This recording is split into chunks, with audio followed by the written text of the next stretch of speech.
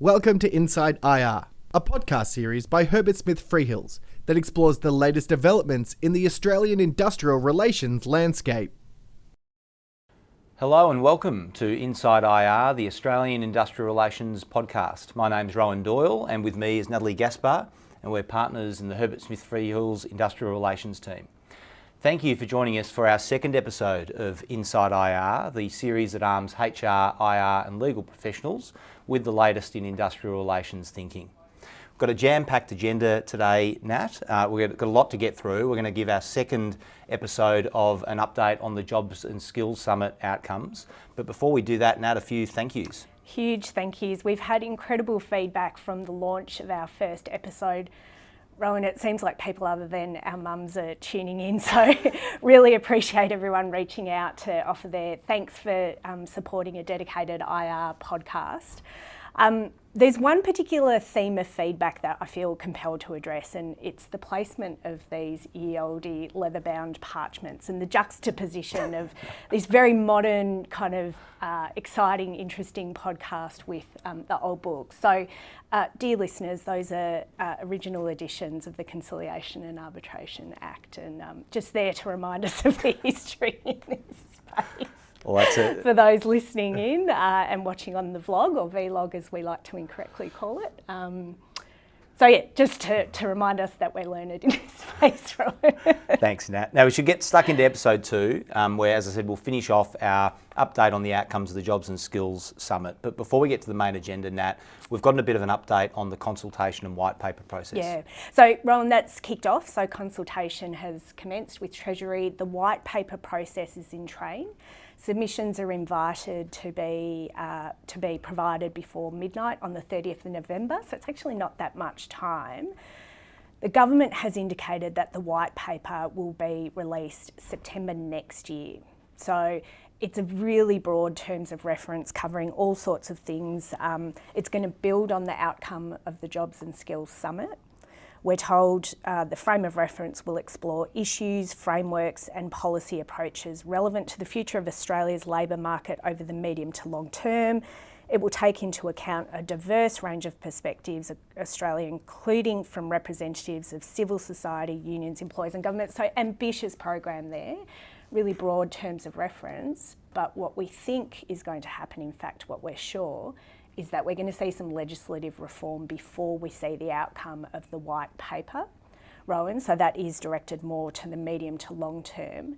The government, as we said in the first episode, is committed to legislating some of the changes that we spoke about in the first episode and what we intend to canvass today before we see that. That's right. So they won't necessarily be dealt with as part of the white paper process, but nevertheless still important that we monitor that broader consultation. Absolutely. And the white paper process, and if our listeners do want any assistance with the making of submissions, do get in touch. But as we mentioned last episode, Nat, there are roughly 33 different outcomes from the Jobs and Skills Summit that relate to industrial relations matters. We won't be covering all of them as part of this series, Nat, because for many of them there just simply isn't enough detail to have a sensible debate about them at this stage. But what we will do instead is focus on some of the items that we do have a bit of detail, and the items that we think are going to have the biggest impact on industrial relations in Australia. So with that in mind, there are 4 topics that we should cover today, Nat. The first one is same job, same pay. Now that's one that we've probably seen the longest debate on over the course of the past year or so. We saw a bill back in November from Minister Albanese that perhaps gives us a bit of an indication about what we might have in store on that front. So I'll hand you shortly to take us through that, Nat. The second is limits on the use of non-permanent labour. There are a number of Jobs and Skills Summit outcomes directed to that objective. The third, measures to increase the proportion of employees that are covered by enterprise agreements. Now, unashamedly, that's one of the stated objectives of many of these outcomes as well, Nat. We'll talk through how that might be achieved. And finally, number 4, just want to spend 30 seconds on our favourite topic, multi-employer bargaining and termination of EAs. I know we did cover that last episode, Nat, but given the significant implications of those types of reforms, we'll just give a bit of a running brief update on the status of those matters, just so we're keeping a close eye on the development of them. Great. So let's kick off with same job, same pay. Now, moving into this election, the Albanese government, one of its key platforms was creating and securing permanent work and reducing the incidence of insecure work. Now, insecure work, as far as the government is concerned, it's really broad. It touches on concepts such as casual labour, contractors, fixed-term workers and participants in the gig economy. So the first cab off the rank is the same job, same pay legislation. So as you mentioned, Rohan, we did see an early indication of that. That has been a theme that's been on the government's agenda for quite some time, indeed, whilst in opposition. We saw a bill, the same job, same pay bill, be introduced into Parliament in November of last year. Quite skeletal in form, but it does give an indication of what we can expect to see. Rohan, can you give us an overview of what that addressed, the initial bill? Yeah, there were essentially three elements to that bill, I think, and one of them being the centrepiece is the one that got the most airplay in media, and that is the same job, same pay obligation. The obligation on hosts to ensure that any workers that it engages through labour hire businesses are afforded the same or no less favourable terms and conditions as they would be required to pay their own direct workforce. So that was the centrepiece of the November bill, and would expect to see a similar centrepiece in any legislation that's released on same job, same pay, likely next year now, as we understand it. But there are also two other elements that perhaps got a little bit less attention. The second being the obligation on hosts to work with the labour hire providers in order to ensure compliance with the same job, same pay obligation. Now, that would include a whole range of things like the sharing of information about terms and conditions to enable compliance, perhaps auditing of the terms and conditions being afforded to workers, and a whole range of other measures which would impose quite a regulatory onus, I think, on employers, on hosts, to ensure compliance with those obligations. But even less known was perhaps the third element, and that was broader obligations to ensure that labour hire workers are afforded the same workplace conditions as directly hired employees. Yeah. So things like access to job vacancies and the advertising of those vacancies, the capacity to apply for those vacancies, the access to workplace facilities, access to workplace training, and also access to similar entitlements when it comes to working hours and working locations. So reading between the lines, that would include things like similar consultation and notification processes in the event of changes to working hours. Yep. So, these are quite extensive obligations, Nat, and I think as a result of that, there's been quite a lot of consultation and lobbying from the employer side, where hosts are perhaps concerned about the potential breadth and reach of these obligations, and obviously what remains to be seen, Nat, is how much of that November bill will make its way into a revised 2023 bill. Yeah, I think there's a couple of points to pick up on there. One is the passage of this through Parliament. So we've seen One Nation introduce a members' bill largely touching on this same issue, although slightly more confined to workers covered by specified awards. So what the relevance of that is that I think we're going to see the passage of this legislation with One Nation and Greens support through Parliament move through quite quickly. The second thing I just wanted to touch on again is this, interested in your thoughts, Rohan, like what evil is this legislation designed to protect, to cure? And the idea is that it's designed to prevent a race to the bottom for wages. It's designed to secure permanent workforce and to reduce the reliance on casual labour. Now, we are in record low unemployment and underemployment levels in this country. So it's interesting to sort of think about this suite of legislation in that vein. There's a lot of discussion about what same job and same pay actually is. Again, it relies on notions that are so subjective, objectively, very difficult to determine. So, in some circumstances you can say, yes, someone picking goods in a warehouse is performing exactly the same job, but if they're a casual compared to a permanent workforce, there's what's the pay differential? There's a casual component as opposed to permanent component. There's different overheads. We're really removing an important competition barrier in the market if we're introducing this legislation at large. So there's a whole range of other circumstances where non-permanent labour is engaged, other than your manual sort of top-up labour. So there's a need. There's a need for that type of flexibility Absolutely. in certain circumstances. That's right. I mean, it does. You're right, Nat. It does play into a range of other outcomes and objectives that arose from the Job Summit, which are broadly directed at disincentivising or perhaps removing the access to non-permanent labour. Yeah. It might be worth touching on that briefly. Yeah. Well, look, again, we've seen the High Court in the last 18 months or so in the Jamset case, personal contracting, in the decisions relating to casual workers and the definition, a primacy on the contract of employment.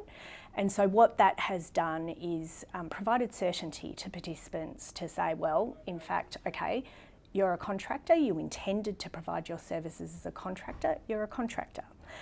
Some of the proposed legislative reforms are seeking to unwind those changes that have been made to the High Court and to say, well, actually, it's more of an objective test in that space. So one of the potential reforms that we're expecting is, as the government has said, to introduce an objective test into the Fair Work Act to determine whether or not a worker is a casual or not.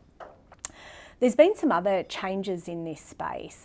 There's a lot of talk about providing enhanced protections for participants in the gig economy.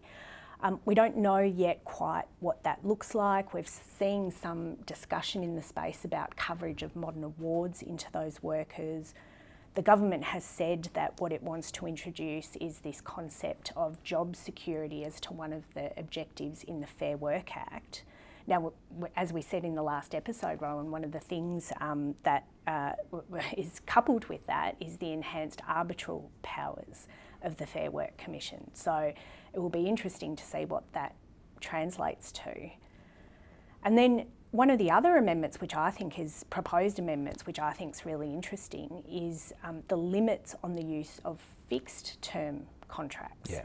And so what the proposed amendment seeks to do is say that, well, after you've engaged someone and rolled over their contract after two times, for example, or 24 months, you can no longer do that. Now, there's so many circumstances where you use fixed-term employees for project-specific work. More often than not, the project runs over due to circumstances out of everyone's control. If you can't re-engage that person to finish off the project, they're out of work. Again, it doesn't seem to make sense for what it's trying to do. This is where the detail is going to be important. Very. I mean, to see what exceptions might apply to these prohibitions or limitations, but it is clear the broader objective is to limit access to what has been called these less secure forms of work and incentivise more direct permanent employment, which I think brings us to our third topic, Nat, which is the measures to increase the proportion of employees covered by agreements. There's unsurprisingly a range of outcomes that have arisen from the Jobs and Skills Summit that are directed to that objective. There's three of them, which I'll refer to briefly. One is to ensure that all workers and businesses can negotiate in good faith through agreements that benefit them, including small business, women, care and community services sectors and First Nations people. To give the Fair Work Commission the capacity to proactively help workers and business reach agreements that benefit them, and removing unnecessary limitations on access to single employer agreements. Now, as with many of the action items arising from the summit, Nat, the detail is going to be important. It's not immediately clear how all of this is going to translate into legislative amendment, but there are a few clues on this one. One is that whilst there's a reference to small business, women, care and community services and First Nations people, it's not limited to those parts of our workforce. It's really expressed as an example, but the broader objective is to ensure that all workers can negotiate agreements. There's also a reference to removing unnecessary limitations on single enterprise agreements. Now, there's really only one limitation that's relevant here, and that is if an employer refuses to bargain, then we know that employees and their representatives need to seek and apply for a majority support determination. Now, that involves proving to the Commission that a majority of the employees that are being represented want to bargain, Yep. establishing that the group's fairly chosen, and establishing that it's reasonable to make the order. Now, in practice, provided that the majority is proven, Yep. generally through the means of a survey or the like, Yep. then those determinations are generally granted.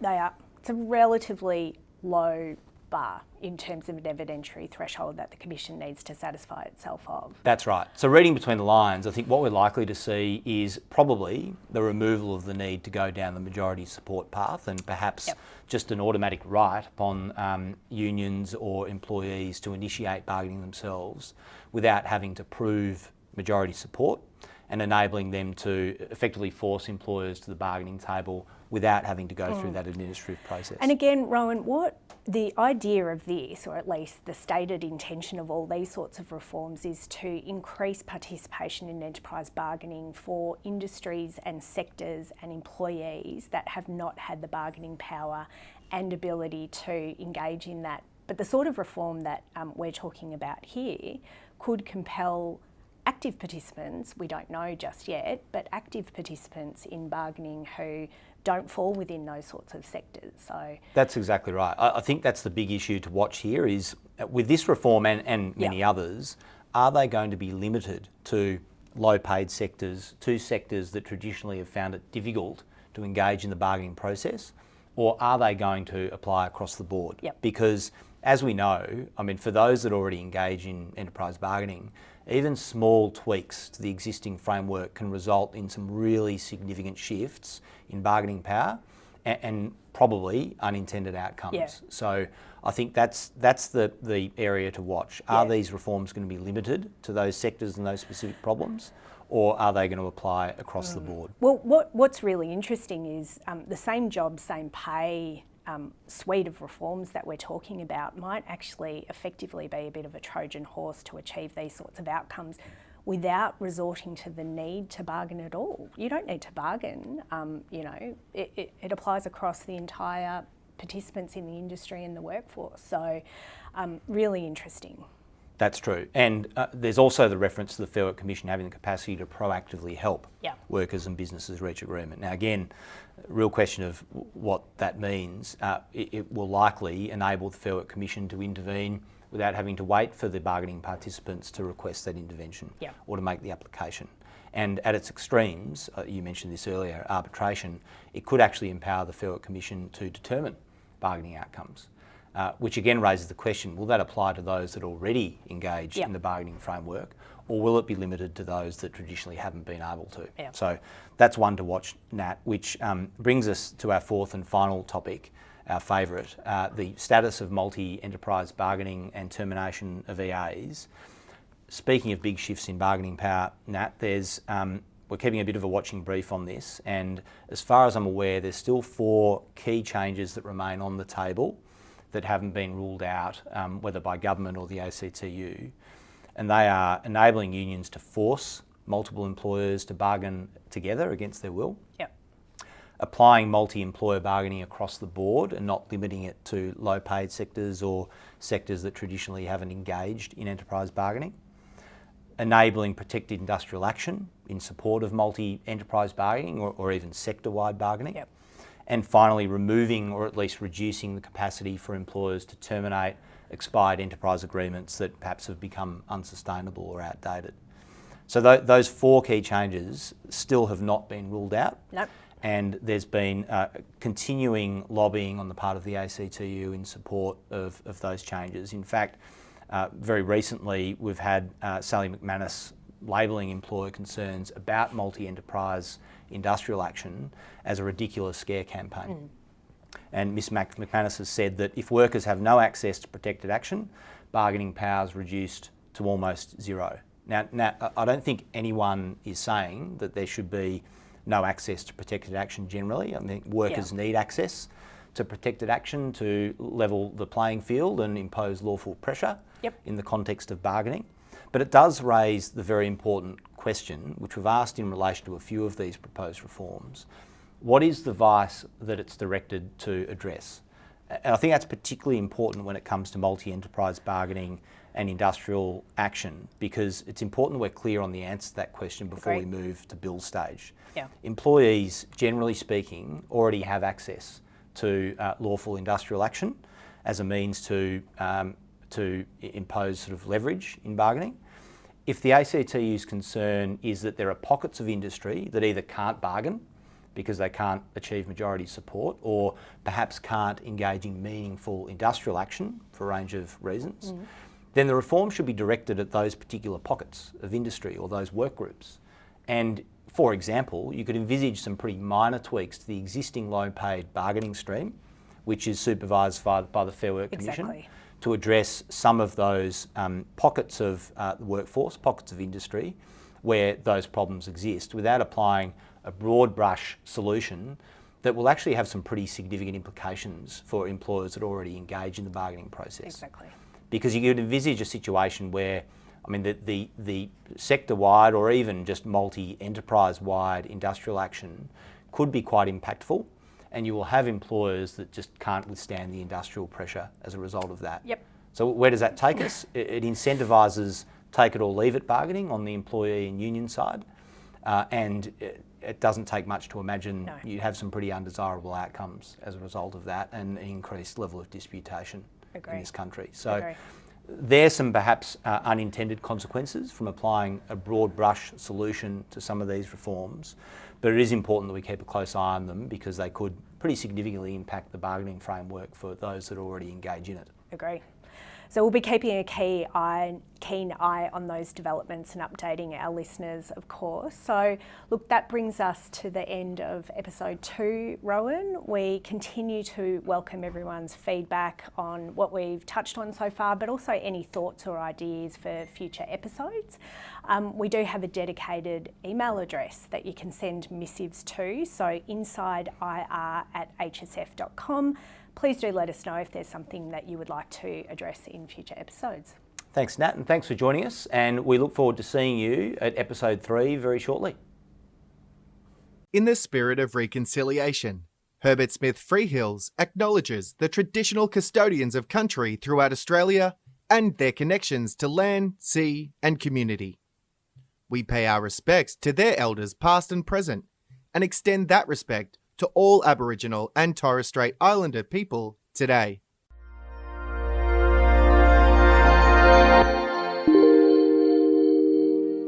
You have been listening to a podcast brought to you by Herbert Smith Freehills. For more episodes, please go to our channel on iTunes, Spotify, or SoundCloud, and visit our website, herbertsmithfreehills.com, for more insights relevant to your business.